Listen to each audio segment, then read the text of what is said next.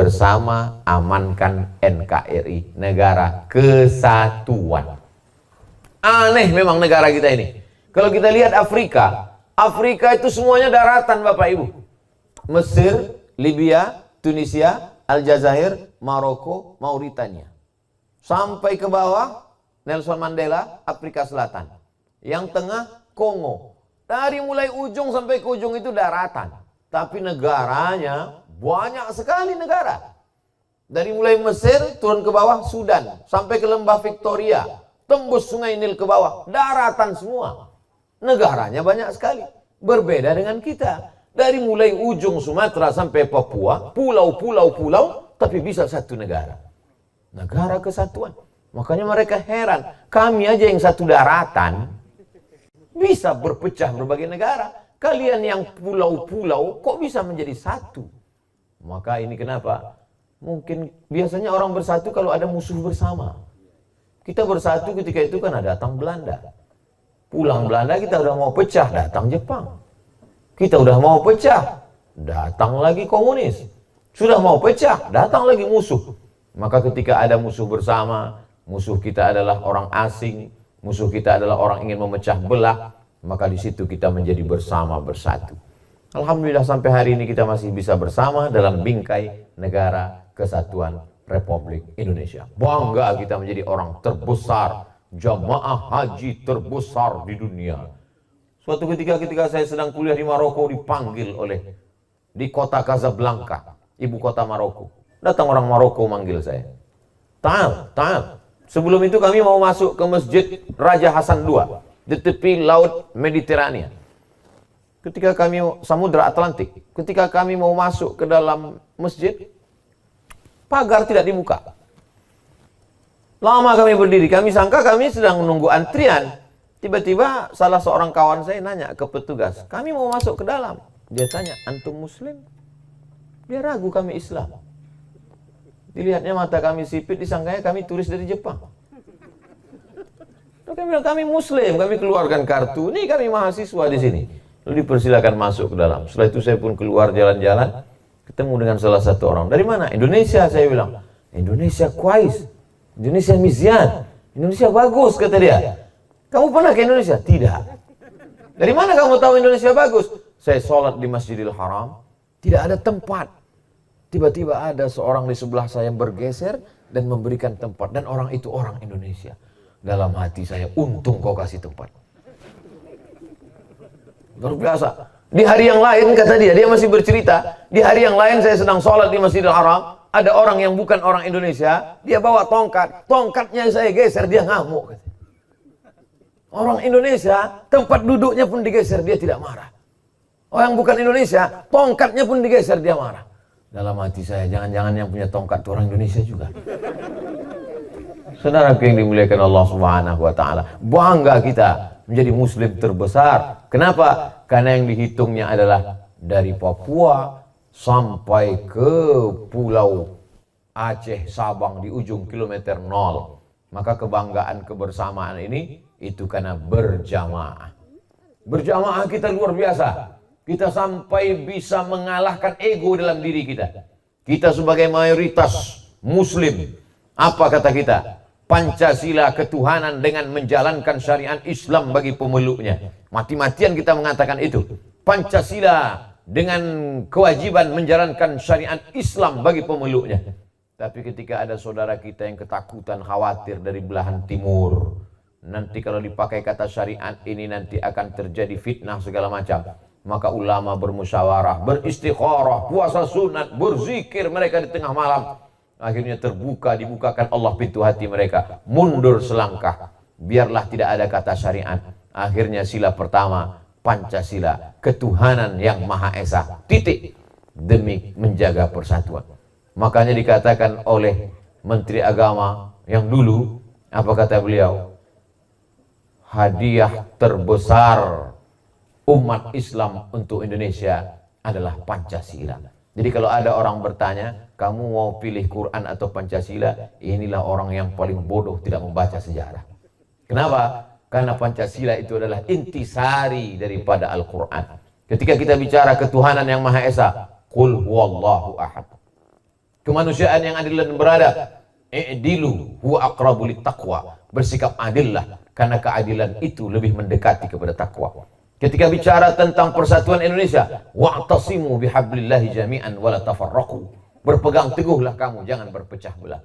Ketika bercerita tentang musyawarah, wa amruhum syura bainahum. Dalam Islam tidak pakai sistem kerajaan. Tidak diangkat anak Nabi setelah Nabi meninggal. Tidak diangkat menantu Nabi setelah Nabi meninggal. Tapi bermusyawarah untuk mengangkat. Terpilihlah Sayyidina Abu Bakar Siddiq berdasarkan musyawarah sahabat di Saqifah Bani Sa'idah. Kalau bercerita tentang keadilan sosial bagi seluruh rakyat Indonesia, maka tidak ada yang lebih cerita tentang adil selain daripada ajaran Sayyidina Muhammad sallallahu alaihi wasallam. Saudaraku yang dimuliakan Allah Subhanahu wa taala. Jadi kalau kita bisa bersama, ada hal yang kita tidak bisa, maka kita dibantu orang lain. Tadi kami turun ke bawah dengan gagah dan beraninya saya pakailah baju menyelam itu. Saya pakai, begitu keluar dari kamar ganti, datang seorang anak muda mendekati saya. Saya sangka dia mau minta foto. Lalu dia sambil berbisik ngasih tahu, "Pak, bajunya terbalik." Dia masih menjaga muruah kehormatan Profesor Dr. Abdul Somad LCMA. Ternyata kok Abdul Somad profesor itu di bidang menulis kajian hadis, pakai baju menyelam terbalik. Ternyata kancingnya di belakang, seperti daster ibu-ibu. Artinya apa? Kita banyak hal yang kita tidak mengerti, yang kita tidak tahu. Begitu baju sudah dibetulkan, dipakai sepatu kata, dipakai alat untuk snorkeling, lalu kemudian kita pun mau turun, guide kita bertanya, abang yang sangat baik, dia tanya, "Ustaz Somad bisa berenang?" Ya lumayan lah. Itu lumayan tuh maksudnya bimbinglah aku. Artinya kita banyak hal yang kita tidak bisa, tapi saudara kita bisa. Boleh jadi dia tahu, tapi secukupnya, kita mungkin lebih tahu. Ketika kita bisa bersama, itulah kita saling melengkapi. Maka saling melengkapi ini kalau kita bisa ada kebersamaan. Kalau mereka ingin menjatuhkan, tentu mereka permalukan saya. Tentu mereka akan jatuhkan saya. Tapi tidak, karena kita saling menjaga. Maka kebersamaan ini kita jaga, kita pelihara, maka bisa terwujud. Ini yang pertama dari poin apa yang dituliskan Banjar. Nah, Bapak Ibu yang dimuliakan Allah Subhanahu wa taala, maka berjamaah bekerja sama inilah simbol ajaran Islam. Ada imamnya, ada khotibnya, ada bilalnya, ada makmumnya. Lalu siapa yang pahalanya yang paling besar? Yang paling ikhlas. Bukan yang azan suaranya melengking, bukan yang jadi imam hafalan ayatnya paling banyak.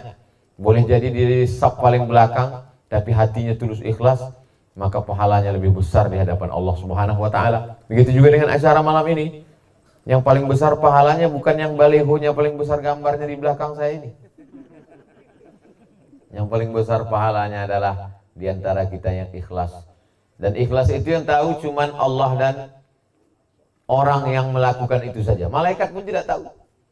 Jadi dari mana malaikat tahu ada orang mau beramal? Maka dalam kitab Ar-Risalah Al-Qushairiyah, Imam Al-Qushairi mengatakan, ketika orang itu mau beramal, maka malaikat mencium harum semerbak. Jadi baunya saja yang keluar. Apa yang dalam hati itu malaikat tidak tahu. Ketika ada seorang hamba mau beramal, tercium bau harum semerbak oleh malaikat, dia pun tulis. Ketika orang itu jadi melakukannya, dicatat 2 kali. Ketika tercium bau busuk, berarti ada niat dia mau buat dosa. Ketika dia tidak jadi melakukannya, catat 1 pahala, karena dia sudah melawan hawa nafsunya. Begitulah Allah Subhanahu wa taala menjaga rapat rahasia seorang hamba supaya tidak dibukakan aibnya. Jadi kalau malam ini Abdul Somad bisa berbicara di depan Bapak Ibu lantang tanpa ada rasa sungkan malu sedikit pun, itu bukan karena Abdul Somad mulia, tapi karena Allah masih menutupi hatinya sehingga malaikat pun tidak tahu apa yang ada dalam dirinya. Maka kita bisa berjamaah, bisa bersama. Andailah kita tahu apa yang ada dalam hati orang, mungkin kita tidak bisa berjamaah.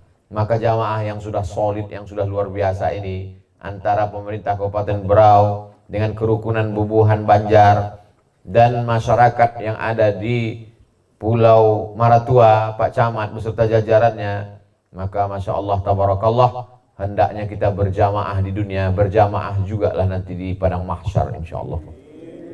Banyak kekhawatiran yang luar biasa Bapak Ibu.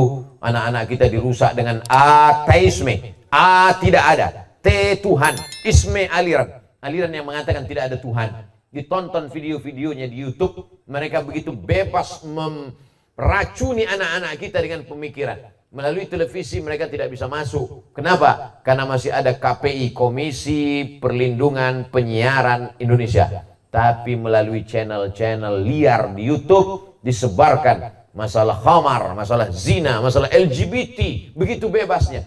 Kalau tidak kita bentengi ini, maka na'udzubillah, hancurlah anak-anak muda kita. Badannya tidak hancur, kepalanya tidak hancur, tapi isinya sudah babak belur. Sebelum saya ceramah, datang ibu-ibu yang ngotot mau bicara ke saya 5 menit. Kata panitia tidak bisa, Ustaz Somad mesti segera bicara tablik akbar. 5 menit saja, ini penting. Iyalah Bu, apa namanya? Si ibu mengeluarkan gambar. Yang satu gambar kepala anak, maaf, pecah ditabrak truk. Yang satu lagi gambar anak sehat walafiat. Coba Ustaz perhatikan baik-baik. Iya Bu. Apa yang Ustaz lihat? Kepalanya pecah ditabrak truk. Yang satu lagi Pak Ustaz, kepalanya sehat. Apa yang Ustaz pahami? Mana aku tahu. Ini yang kepalanya sehat Ustaz, isinya sama hancurnya dengan yang ditabrak truk. Loh kok begitu Bu? Inilah yang mau kujelaskan sama Ustaz. Kalau gitu kita tambah lebih dari 5 menit. Kenapa yang kepalanya sehat ini bisa sama hancurnya dengan yang ditabrak truk? Kalau yang ini otaknya ditabrak truk pecah. Kalau yang ini tidak pecah, tapi isinya sudah hancur seperti ini. Hancur kenapa? Karena website porno. Hancur kenapa? Karena ketagihan game online. Yang membelikan handphonenya siapa? Bapaknya. Yang ngasih handphone ke anak itu siapa? Emaknya. Kenapa emaknya ngasih? Supaya emaknya bisa nonton sinetron Korea. Betapa kita yang menghancurkan anak-anak kita. Tapi kalau ada tahfiz Quran ini, anak-anak berhenti main handphone. Loh, kok Ustaz katakan sekolah tahfiz Quran bisa membuat anak-anak berhenti main handphone? Pernah diadakan uji coba di salah satu masjid di Pekanbaru. Saya penceramahnya tetap di masjid itu. Anak-anak sibuk di warnet. Akhirnya diadakanlah karantina Al-Quran. 1 bulan libur, bulan Juni, Juli naik kelas, anak-anak libur, maka semua anak-anak dibebankan hafal juz amma. Dari mulai amma yatasaalun sampai an-nas. Setiap anak mesti nyetor dari maghrib ke isya. Apa yang terjadi? Warnet kosong, handphone tidak terpakai, pulsa bapak ibunya selamat. Kenapa? Karena anak-anak dia berpikir, nanti habis maghrib saya mesti nyetor, habis maghrib saya mesti nyetor. Maka mereka sibuk menghafal. Amma yatasaalun 'anil naba'il 'azim alladzi hum fihi mukhtalifun kalla saya'lamun tsumma kalla saya'lamun alam naj'alil arda mihada. Enggak main handphone, enggak mah, nanti ngapal dulu. Begitulah ternyata efek dari, padahal bukan boarding, bukan pondok pesantren. Ini hanya sekedar karantina tahfiz Quran untuk anak-anak musim liburan sekolah. Dan sebab itu kekhawatiran-kekhawatiran kita bahwa wisatawan akan datang merusak, menghancurkan anak-anak kita, tergantung bentengnya. Allah berjanji, la yadurrukum man dhalla idza tadaitum. Kalau kamu kuat, maka insya Allah orang tidak akan dapat meluluh lantakkan, menyesatkan, menghancurkan keyakinanmu. Inilah yang mesti kita jaga. Alamnya kita jaga, tapi ada yang jauh lebih penting daripada alam, anak-anak kita yang mengisi alam ini. Kalau tidak hancur kita akan menjadi tamu di negeri sendiri, orang lain yang akan menjadi tuan rumah, kita hanya akan menjadi pekerja kasar, seperti yang pernah terjadi pada masa kolonial Belanda. Belanda yang gagah perkasa, kita hanya tukang menjadi kutip daun tembakau, kita hanya tukang menjadi panen karet, kita hanya tukang jadi pikul kerja rodi. Kita pernah mengalami masa-masa sulit itu. Sekarang seliweran gambar-gambar tentang bagaimana anak-anak Indonesia tahun 1940-30 ditampilkan. Anak Indonesia sedang berjalan menjual keranjang dari bambu, ditawar oleh Nyonya Menir, Nyonya Belanda yang datang memanggil, kita diperlakukan seperti budak. Hari berganti musim berubah, yang pernah terjadi 100 tahun bisa saja berulang kembali kalau kita tidak jaga persatuan, kita jaga keutuhan, dan kita jaga pendidikan anak-anak bangsa kita. Anak-anak kita yang kita ajarkan kebaikan, menghafalkan Quran, berakhir Pak Ustadz anak itu akan meninggal. Tidak, karena dia akan punya murid. muridnya akan punya murid, muridnya akan punya murid. Sampai hari ini kalau saya ceramah, maka guru-guru saya yang mengajarkan saya baca Quran, yang mengajarkan saya alif bata, yang mengajarkan saya fikih akidah, apakah guru ustadz yang di Al-Azhar Kairo dulu? Bukan. Ibarat tukang rumah, guru yang di Al-Azhar Kairo dengan di Maroko itu hanya finishing saja. Ibarat bangunan sudah selesai. Yang paling banyak dapat pahalanya adalah guru mengaji dekat rumah saya yang mengajarkan alif bata. Abdul Somad, alif itu seperti tiang listrik. Kalau dia tumbang seperti perahu bertitik di bawah namanya ba. Kalau titiknya di atas namanya ta. Itulah guru yang paling besar pahalanya dan yang paling saya ingat karena dia yang memukulkan rotan ke belakang saya.